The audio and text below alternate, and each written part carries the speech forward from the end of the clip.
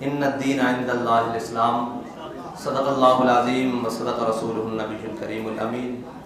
ان اللہ و ملائکتہ یصلون علی النبی یا ایھا الذین آمنوا صلوا علیہ وسلموا تسلیما الصلاۃ والسلام علیک یا سیدی یا رسول اللہ وعلی آلک و اصحابک یا سیدی یا خاتم النبیین۔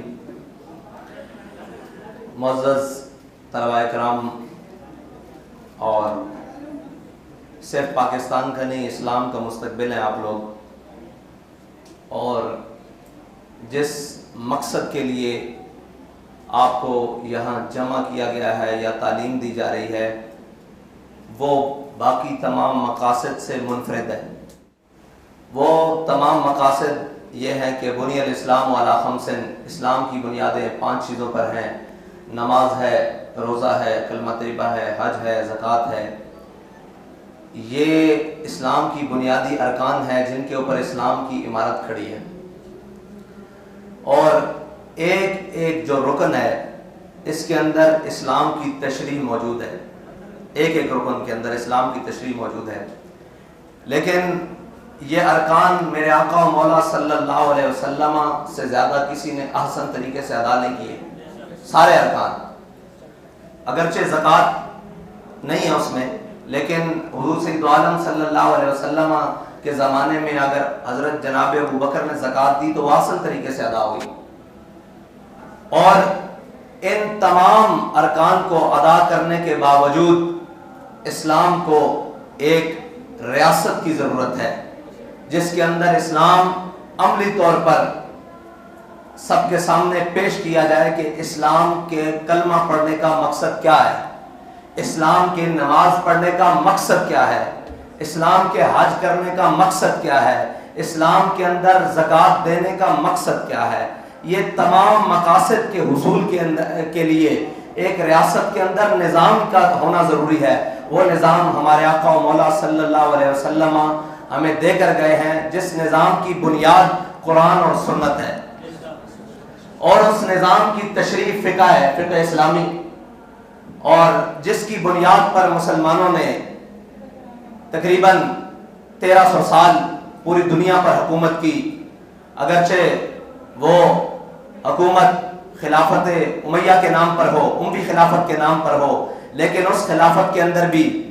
ایک مرد کامل ایسا آیا جس کو دنیا حضرت جناب عمر بن عبدالعزیز کے نام سے یاد کرتی ہے۔ اسلامی نظام کسی نہ کسی صورت میں ہمارے تک پہنچتا رہا، لیکن خلافت عثمانیہ کے ٹوٹنے کے بعد پورے عالم کفر نے یہ سوچ لیا کہ مسلمانوں کو عملی نظام کے لیے اب اٹھنے نہیں دینا، اور عملی نظام سے دور کرنے کے لیے ان کو بھلا دینا ہے کہ آپ اپنے کاروبار میں مست رہیں، اپنی خانقاہوں میں بیٹھے رہیں، اپنی اللہ اللہ کریں، پیری کریں، مریدی کریں، علماء واعظ و نصیحت کریں، تدریس دیتے رہیں، لیکن اسلام کا بنیادی ڈھانچہ اور وہ جو اسلام کا ریاستی تصور ہے اس کو مٹا دینا ہے۔ لیکن ذرا نم ہو تو یہ مٹی بڑی زرخیز ہے ساکی، یہ ساری چیزیں اس لیے کفر نے کی کہ مسلمانوں کو اسلام سے دور کر دیا جائے اور اسلام کے عملی نظام سے دور کر دیا جائے۔ ان کو پتہ ہی نہ ہو کہ میں کیا غرض تجھ سے کیا کہوں کہ وہ صحرا نشین کیا تھے، جہانگیر و جہاں دار و جہاں بان و جہاں آرا۔ علامہ اقبال نے مسلمانوں کی تعریف، صحابہ کرام کی تعریف کی ہے، اس نے کہا میں تجھے کیا بتاؤں کہ وہ لوگ کیا تھے، جہانگیر ہو، جہاں کو گھیرنے والے، یعنی کہ جب موقع بنے تو 3000 کا لشکر بھی ہو اور سامنے لاکھوں کا لشکر ہو، حضرت خالد بن ولید جا کر کمان سنبھال کر مسلمانوں کو موتا کے مقام سے واپس حفاظت کے ساتھ واپس لے آئے۔ جہانگیر ہو، جہاں دار ہو۔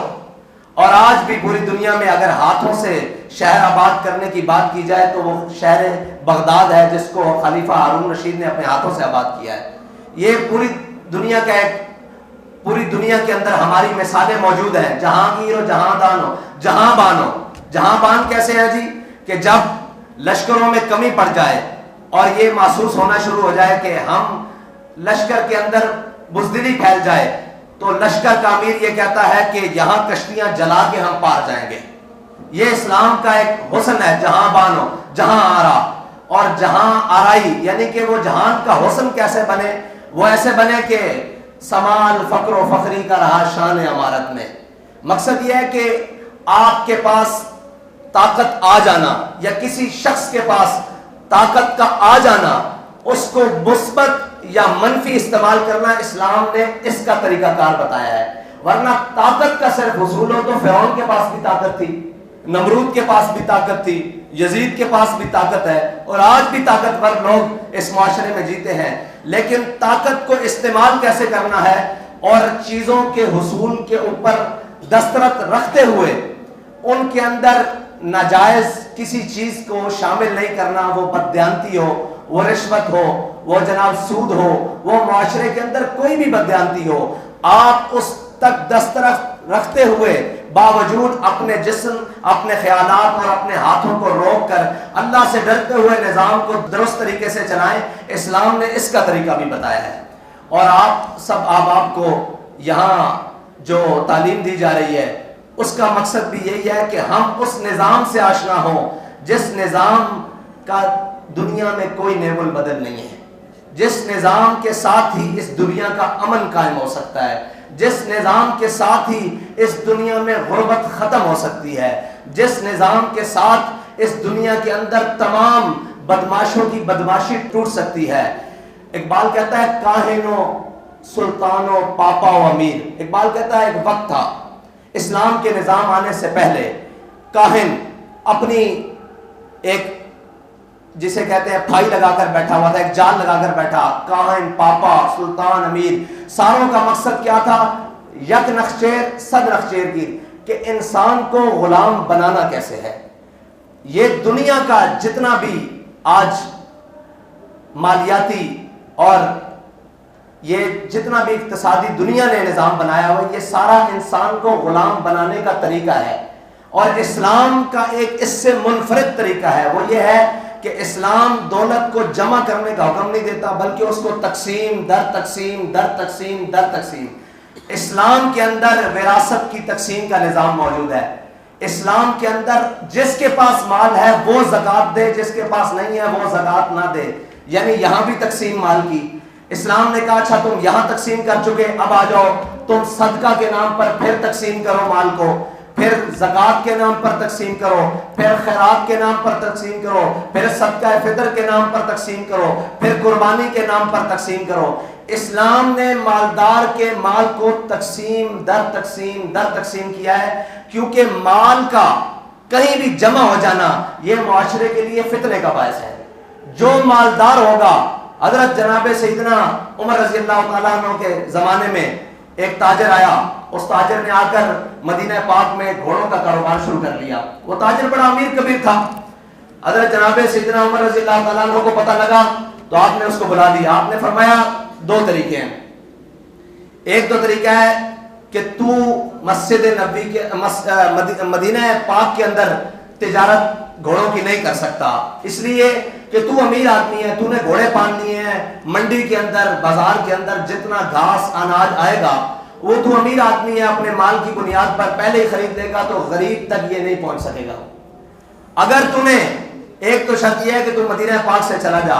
اگر تو نے مدینہ پاک کے اندر رہتے ہوئے گھوڑوں کی تجارت کرنی ہے تو پھر تیرے لیے لازم یہ ہے کہ تو مدینے کی منڈی سے، مدینے کے بازار سے اناج اور گھاس نہیں خرید سکتا، گھاس باہر سے خرید کے لا تاکہ تجھے اس کی ٹرانسپورٹ کا بھی خرچہ پڑے اور تجھے اس کا